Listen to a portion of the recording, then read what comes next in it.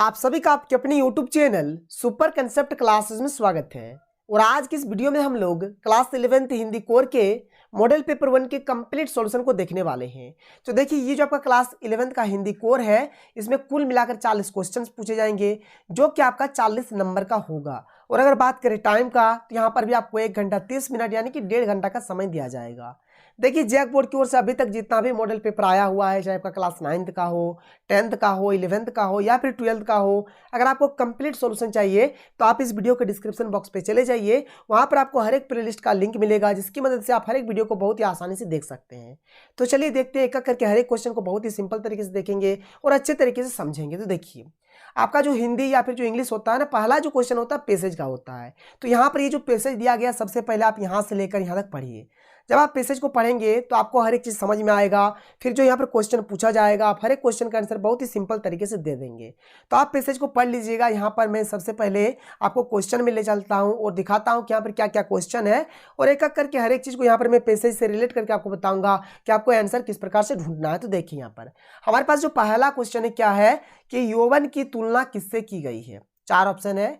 तो जो यौवन है, यौवन की तुलना किससे की गई है, आप आइए, यहाँ पर आपको मिलेगा। यहाँ पर साफ साफ लिखा कि पर्वत के विशाल शिखरों सा यौवन। ठीक है, तो यौवन का जो तुलना किया गया है, किससे किया गया है, तो पर्वत के विशाल शिखरों से। ठीक है, पर्वत के विशाल शिखरों से मतलब यौवन का तुलना किया गया है। इसका जो सही आंसर हो जाएगा ऑप्शन नंबर बी, यानी कि पर्वत के शिखर से। किससे, तो पर्वत के शिखर से।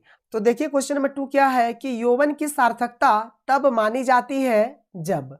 यहाँ पर 4 ऑप्शन दिया गया है, क्या क्या है। ऑप्शन नंबर ए है कि कठिनाइयों से हार न माने। ऑप्शन नंबर बी है कि संघर्षरत रहे। ऑप्शन नंबर सी है कि उन्नति के पथ पर अग्रसर रहे। ऑप्शन नंबर डी है कि उपयुक्त सभी। तो देखिए, यहाँ पर ये जो क्वेश्चन नंबर 2 है, अगर आप पैसेज में देखेंगे तो इसका जो आंसर होगा ना, आपको डायरेक्टली नहीं मिलेगा, बल्कि क्या करना होगा, यहाँ पर ये जो पैसेज है, इस पैसेज को आपको अच्छे तरीके से पढ़ना होगा। यहाँ पर जो जो चीज़ बताया जा रहा है, आपको अच्छे तरीके से समझना होगा, तब आपको एक आइडिया होगा कि यहाँ पर ये जो क्वेश्चन नंबर 2 है, इसका सही आंसर क्या होगा।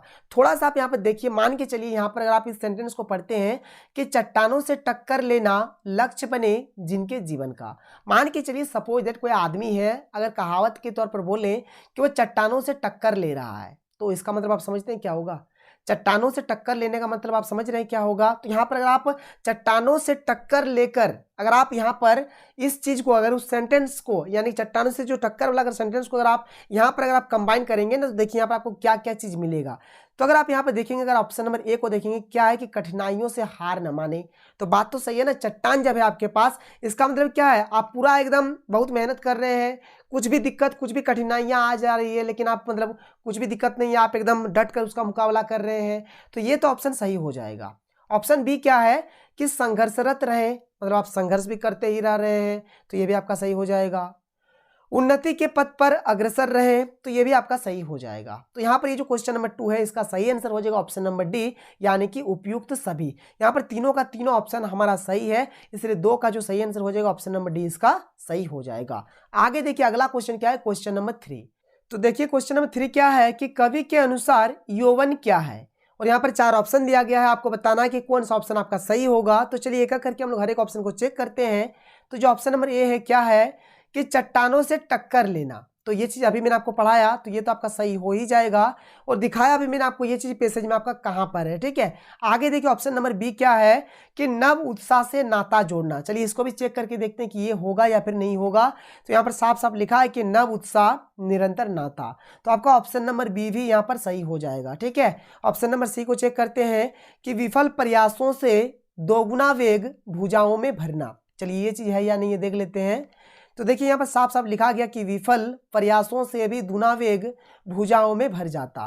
मतलब यहाँ पर आपका तीनों ऑप्शन सही है। ठीक है, ए बी और सी तीनों सही है, मतलब सी भी आपका सही हो जाएगा। मतलब यहाँ पर ए बी और सी तीनों सही है, मतलब यहाँ पर जितना भी ऑप्शन है, टोटल ऑप्शन आपका सही है। तो 3 का जो सही आंसर हो जाएगा, क्या हो जाएगा, ऑप्शन नंबर डी, यानी कि ये सभी। आगे देखिए, क्वेश्चन नंबर 4 क्या है कि काव्यांश के अनुसार नव युवकों में क्या गुण होते हैं। तो देखिए, यहाँ पर साफ साफ आपको पैसेज में देखने को मिलेगा कि जो नवयुवक होते हैं ना, उसमें सहनशीलता, दृढ़ता, ठीक है, ये हर एक चीज़ का गुण पाया जाता है। तो वो चीज़ आपको यहाँ पर लिखना है।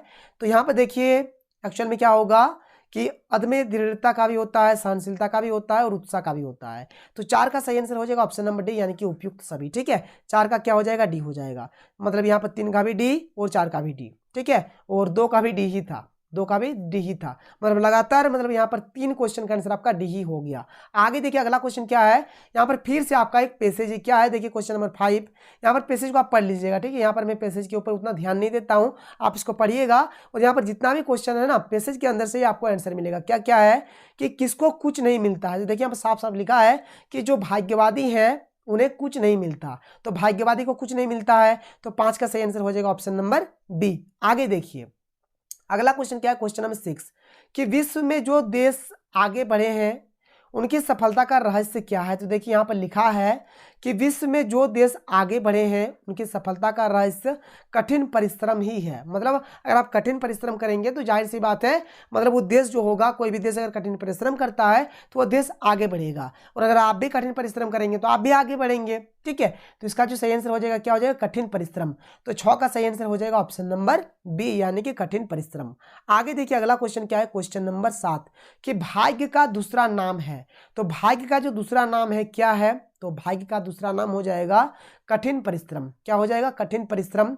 ठीक है, ये भी चीज आपको पैसेज में मिल जाएगा, अगर आप खोजेंगे यहाँ पर तो कहीं ना कहीं तो जरूर मिलेगा।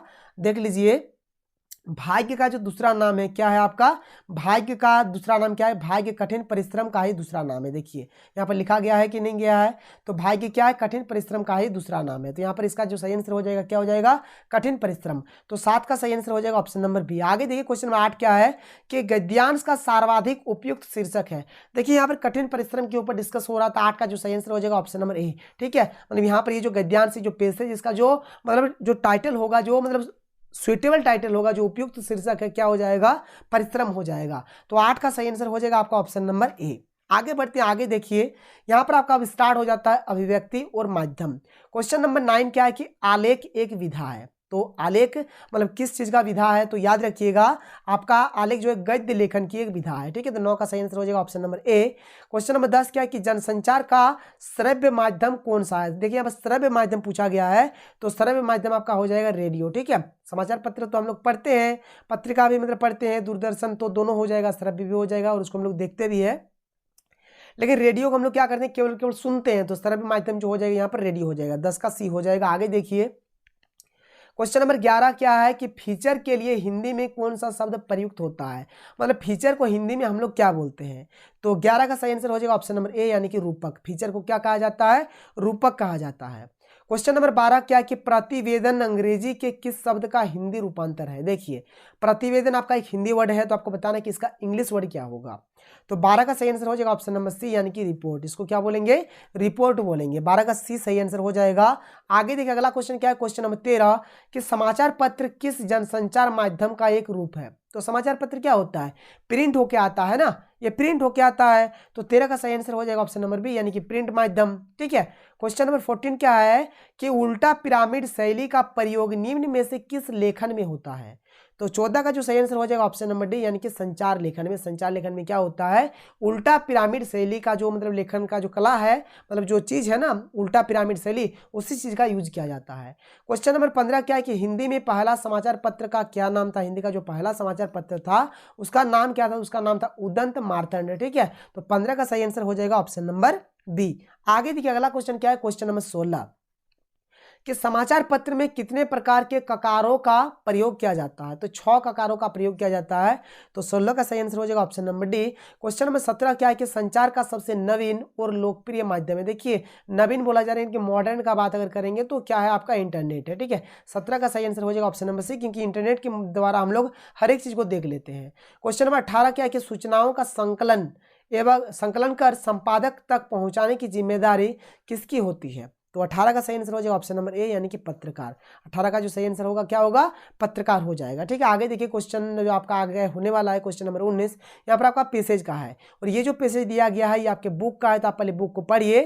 अगर आप बुक को पढ़ेंगे तभी आपको पता चलेगा कि जो लाइन लिया गया है कहाँ से लिया गया है, इसके लेखक कौन है, हर एक चीज। ठीक है, तो यहाँ पर क्वेश्चन नंबर 19 जो है इसको आप पढ़ लीजिएगा और देख लीजिएगा। ठीक है, तो क्वेश्चन नंबर 19 का जो सही आंसर होगा, पहले क्वेश्चन तो देख लीजिए क्या है कि प्रस्तुत काव्यांश के रचयिता कौन है। मतलब यहाँ पर ये जो आप लाइन देख पा रहे हैं, इस लाइन का जो लेखक है ऑथर जो है, रचयिता जो है कौन है, तो इसका जो सही आंसर हो जाएगा 19 का सी हो जाएगा, यानी कि मीराबाई। क्या हो जाएगा? मीराबाई इसका सही आंसर हो जाएगा। आगे देखिए कि गोपाल शब्द का प्रयोग किसके लिए किया गया है, और एक्चुअली में हम लोग गोपाल किसको बोलते हैं, तो कृष्ण को बोलते हैं। तो 20 का सही आंसर हो जाएगा ऑप्शन नंबर बी। आगे देखिए क्वेश्चन नंबर 21 क्या है कि कुल की कहानी का अर्थ क्या है। तो देखिए कुल की कहानी का जो मतलब होता है 21 का हो जाएगा आपका ऑप्शन नंबर सी, यानी कि परिवार की मर्यादा इसका सही आंसर हो जाएगा। क्वेश्चन नंबर 22 क्या है कि मीराबाई ने अपना पति किसे स्वीकार किया है। तो देखिए मीराबाई ने जो अपना पति स्वीकार किया है, किसे किया है, तो कृष्ण को किया था, याद रखिएगा। 22 का सही आंसर हो जाएगा ऑप्शन नंबर ए। आगे देखिए अगला क्वेश्चन क्या है, क्वेश्चन नंबर 23 कि कबीरदास ने किसका खंडन किया। ठीक है, तो यहाँ पर देखिए 23 का जो सही आंसर हो जाएगा ऑप्शन नंबर ए, यानी कि वायाडंबर और रूढ़िवाद का। ठीक है, 23 का सही आंसर हो जाएगा option number A. Question number 24 क्या है कि कबीर की भाषा है, तो कबीर की जो भाषा आपको बताना है क्या है, इसका सही आंसर हो जाएगा ऑप्शन नंबर बी, यानी क्या है, सदुक्कड़ी। क्या है, सदुक्कड़ी इसका सही आंसर हो जाएगा, ये कबीर का भाषा। अगला क्वेश्चन देखिए क्वेश्चन नंबर 25 कि मीरा को विष का प्याला किसने भेजा, किसने भेजा था, याद रखिएगा। तो 25 का सही आंसर हो जाएगा ऑप्शन नंबर ए, यानी कि राणा ने भेजा था। ठीक है, आगे देखिए क्वेश्चन नंबर 26 क्या है कि वे आंखें कविता में किसका चित्रण नहीं किया गया है। तो यहाँ पर पुत्र की मृत्यु का, ग्रामीण परिवेश का, पिता की मृत्यु का, या फिर पत्नी की मृत्यु का। देखिए यहाँ पर ये जो क्वेश्चन नंबर 26 है इसमें मेरा थोड़ा सा डाउट है।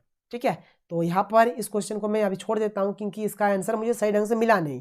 तो इसको मैं अगर मान के चलिए अगर आंसर मिल जाता है तो इसको मैं कमेंट सेक्शन में कमेंट करके इसको मैं पिन कर दूंगा। ठीक है, तो अभी फिलहाल इस क्वेश्चन को अभी आप स्किप कर दीजिए, क्वेश्चन नंबर 26 को। आगे देखिए क्वेश्चन नंबर 27 क्या है कि रो पड़े होंगे बराबर पांचवें का नाम लेकर इन पंक्ति में किसके रो पढ़ने का उल्लेख है। तो 27 का जो सही आंसर हो जाएगा ऑप्शन नंबर बी, यानी कि पिता के। ठीक है, पिता के रोने का यहाँ पर उल्लेख है। आगे देखिए क्वेश्चन नंबर 28 जो है आपका, यहाँ पर फिर से आपका एक पैसेज दिया गया, आपको पढ़ना है। ठीक है, जो भी होगा आप पढ़ लीजिएगा। क्वेश्चन नंबर 28 क्या है कि मियाँ नसीरुद्दीन पाठ के लेखक कौन है। देखिए पाठ का जो लेखक है, लेखक का नाम बताना है। तो यहाँ पर क्वेश्चन नंबर 28 का सही आंसर हो जाएगा ऑप्शन नंबर बी, यानी कि कृष्णा सोबती। क्या हो जाएगा, कृष्णा सोबती इसका सही आंसर हो जाएगा। ठीक है, आगे देखिए अगला क्वेश्चन क्या है, क्वेश्चन नंबर 29 कि मियाँ नसीरुद्दीन कितने प्रकार की रोटियां बनाते थे। तो याद रखिएगा 56 प्रकार के रोटियां बनाते थे। तो 29 का सही आंसर हो जाएगा ऑप्शन नंबर ए। या फिर आप यहाँ पर देख सकते हैं, देखिए यहाँ पर क्या है आपको मिल जाएगा, है ना, कि मियाँ मशहूर है 56 किस्म की रोटियां बनाने के लिए। 56 यानी कि 56। ठीक है, तो 56 किस्म की रोटी बनाने के लिए मशहूर है। ठीक है, तो इसका सही आंसर हो जाएगा ऑप्शन नंबर ए, यानी कि 56। क्वेश्चन नंबर 30 क्या है कि चारपाई पर बैठे बीड़ी का मजाक कौन ले रहा है, कौन ले रहा है सर। तो 30 का जो सही आंसर हो जाएगा आपका 30 का हो जाएगा ऑप्शन नंबर सी, यानी कि मियाँ नसीरुद्दीन। ठीक है, क्वेश्चन नंबर 31 क्या है कि लेखिका जब दुकान के अंदर जाकर देखती है तो क्या हो रहा था। तो देखिए यहाँ पर साफ साफ लिखा गया है, क्या है देखिए यहाँ पर है कि हुआ यह कि हम एक दोपहरी जामा मस्जिद के आड़े पड़े मटिया महल के गड़िया मोहल्ले की ओर निकल गए।